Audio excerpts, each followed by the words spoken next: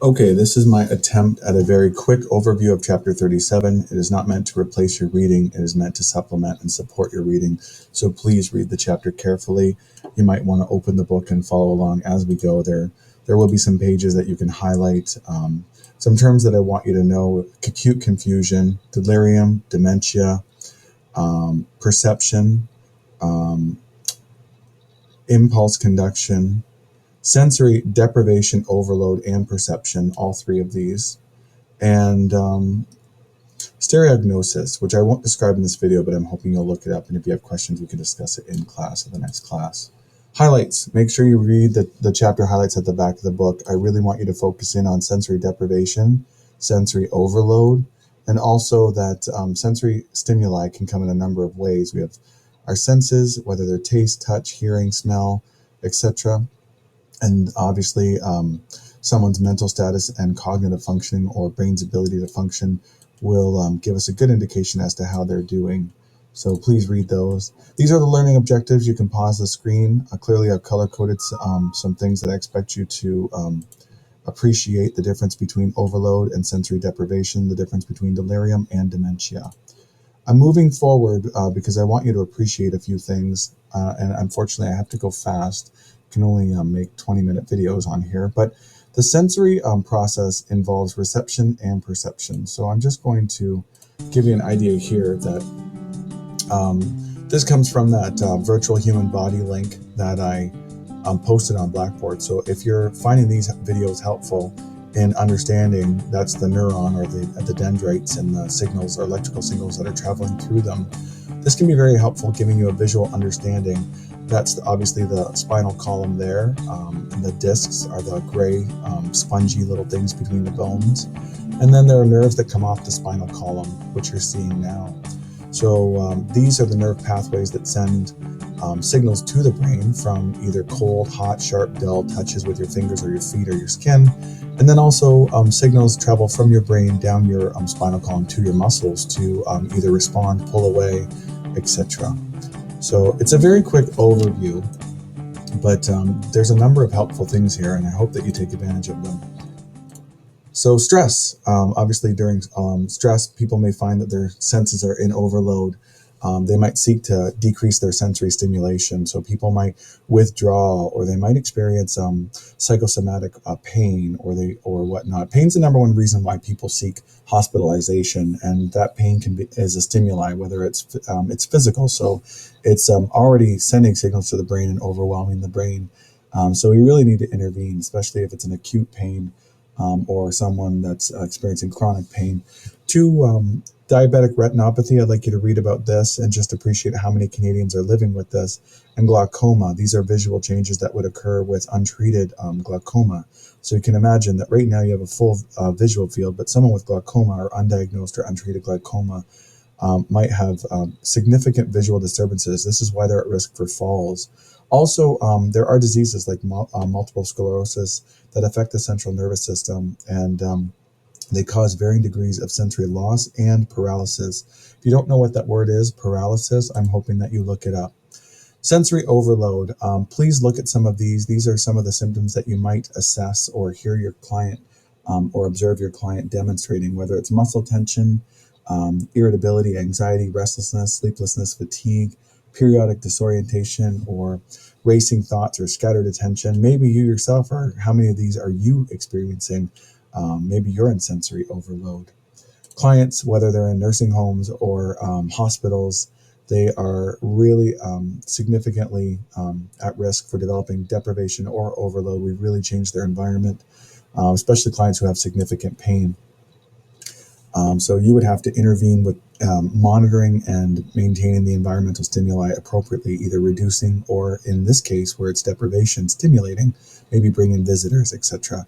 So look for clinical signs and symptoms of sensory deprivation, such as preoccupation with somatic complaints. That's physical complaints like nausea, pain in the back, or whatnot. So hallucinations or delusions, maybe they're crying. Look up the word apathy if you're not already familiar with it, and look up the term emotional liability or emotionally labile.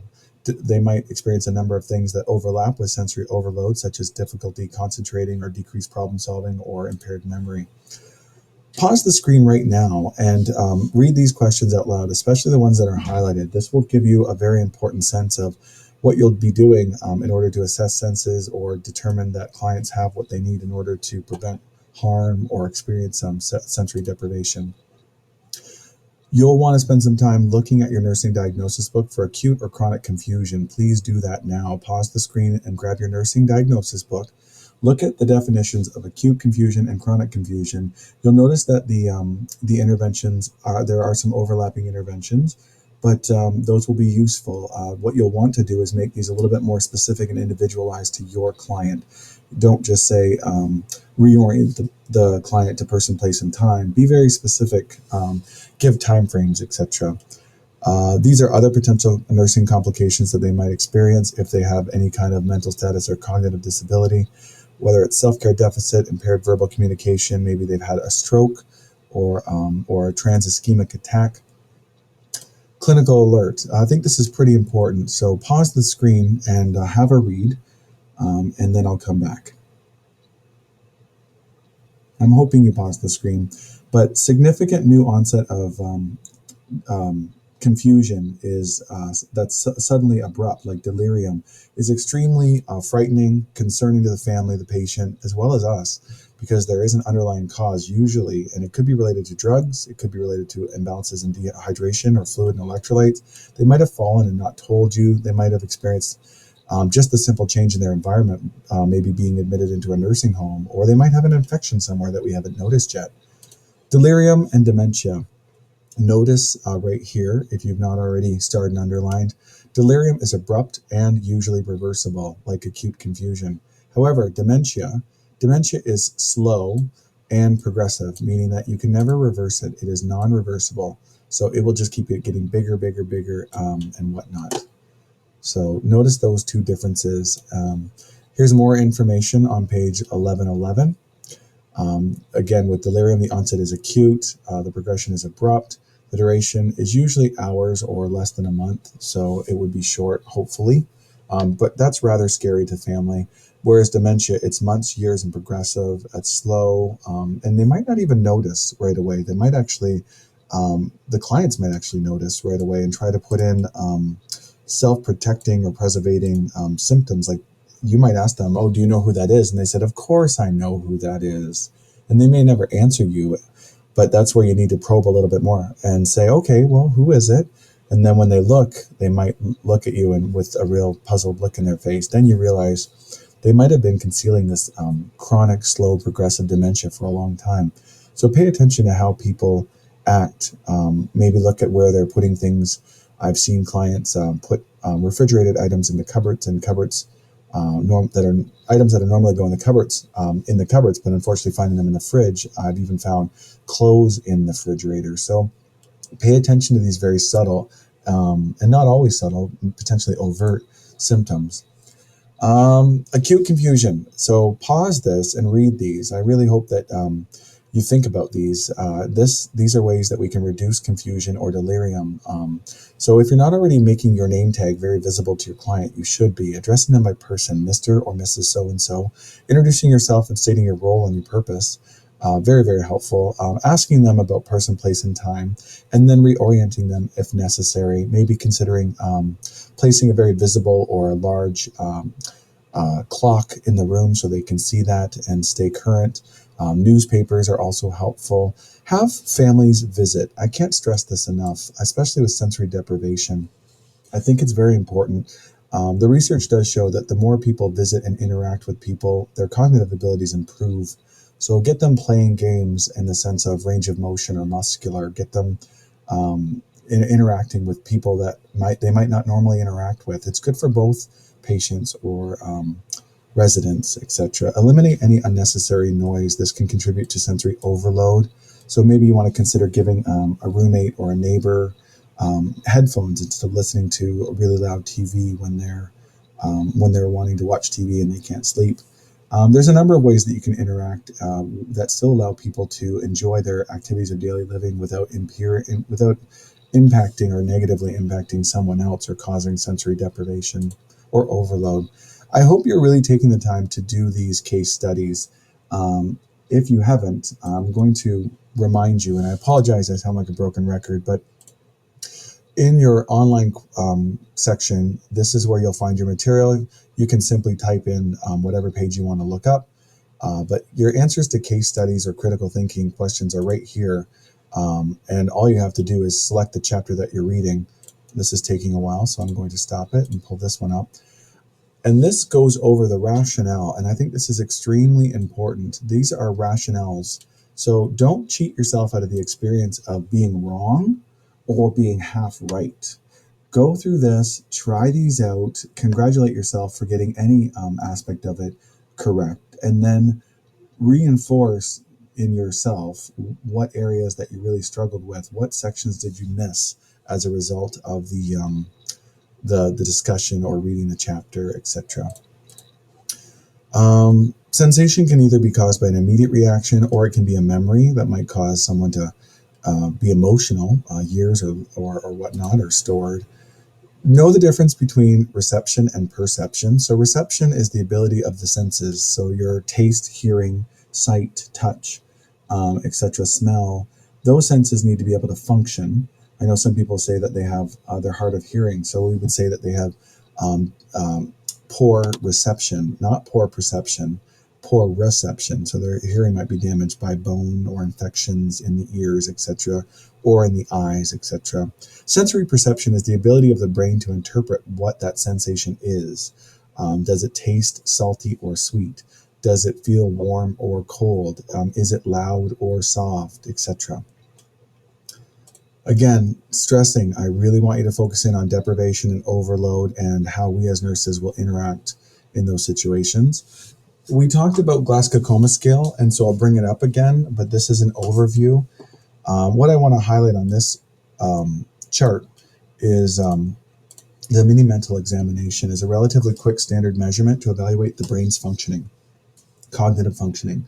So you test the client's orientation. So are they alert and oriented to person, place, and time? Is their memory intact? Can they tell you what they had for breakfast? Can they tell you where they went to school? Can they tell you why they're in the hospital or why they were here or how many kids they have?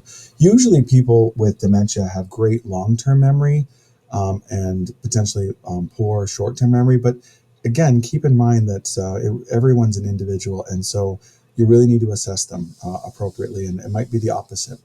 Assess their speech, especially if you notice any new slurring of speech. Maybe they don't have their teeth in, but assess their speech and determine that their facial movements are symmetrical and that their speech is not slurred and it's coherent, meaning that you can understand it.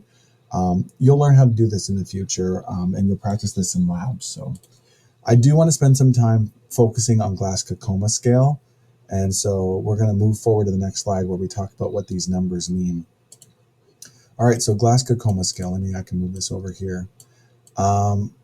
So you'll never have a 0 in the Glasgow-Coma scale. It's physically impossible. You get a 1 regardless of how poor you perform with your eye opening, your motor response, and your verbal response. And just like your grades at school, the higher you score, the higher your cognitive functioning. Maybe that's a way to remember that the higher the number, the better the patient's cognitive abilities, and the less likely they are to experience death or mortality. So if someone's fallen and hit their head, we might be monitoring their Glasgow-Coma scale and monitoring their level of consciousness extremely frequently, especially their vital signs. But I hope you remember the little, what was it that I told you? Less than 8 was not great and whatnot. I hope that's helpful. And less than 8 at 6 hours, we're pretty concerned at that point. There's a 50% chance that they might die. So that's why this number, doing it appropriately, is so important. So let's look at it a little bit closer. 9 to 11, you have a moderate severity. Greater than 12, minor injury, maybe a concussion.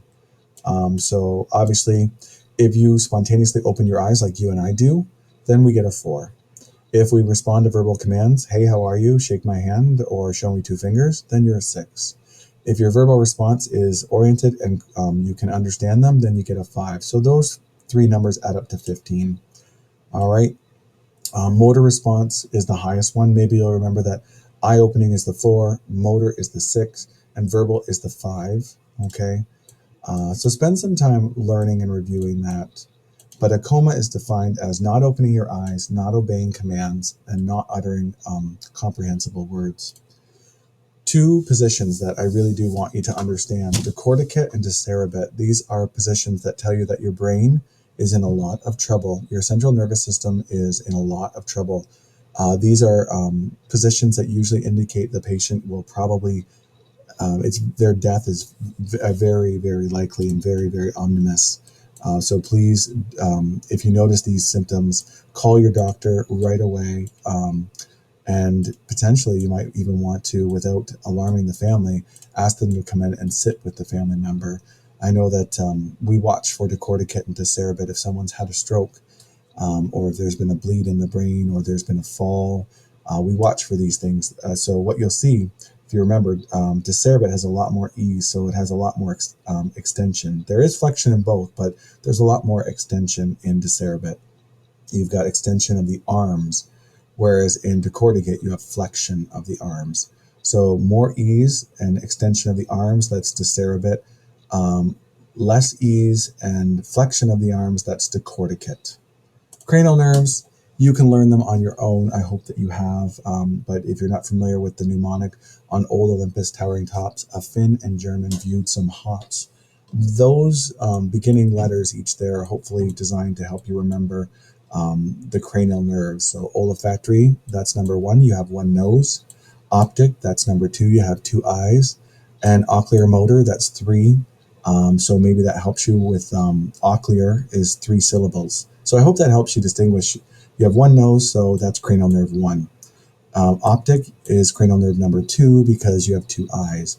Ocular, which has 3 syllables, is cranial nerve number 3. I hope that helps. So monitor their motor and balance, or their cerebellar function.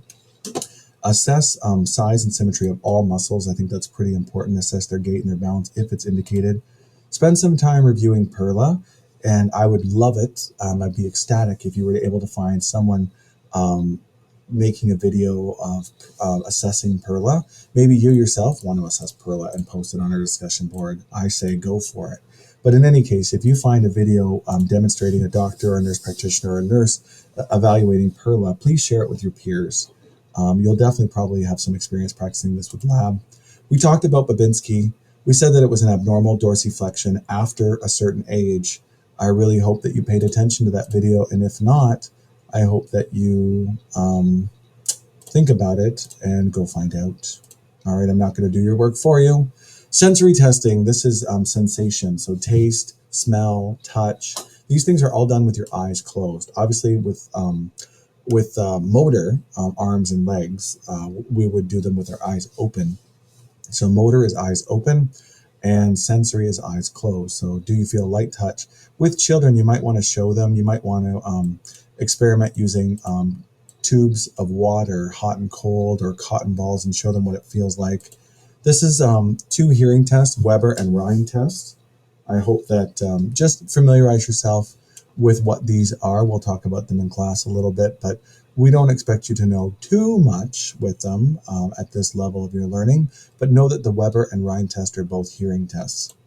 One is bone conduction and one is vibration conduction. So hopefully you can, or air conduction, I'm hoping you can distinguish between that. Defining characteristics of neurostatus, level of consciousness orientated to person, place, or time. Now I'm repeating myself. So I'm hoping you recognize that if we're questioning any of their mental status or cognition, we might see a CT scan ordered. That might tell us if there's any bleeding in the brain, or if the client's ever suffered a stroke, or if they have some sort of disorder like multiple sclerosis. If we're questioning new onset of confusion, or we're evaluating old onset of confusion, we might perform a mini mental. It's a relatively quick test that can be done on the unit. It's not invasive, and it's fairly accurate, so watch this. If you really want to blow me out of the water, then I would absolutely love it if you found a video demonstrating a mini mental and you posted that. I know they exist on YouTube. Former students have found them, but I want you to go find them. Data tool, last but not least, look at your nursing assessment. Here it is. This is, you can pause this, And if you've got any questions when you look at this, we can talk about this in class. Thanks, and I have to be done before 20 minutes, so goodbye.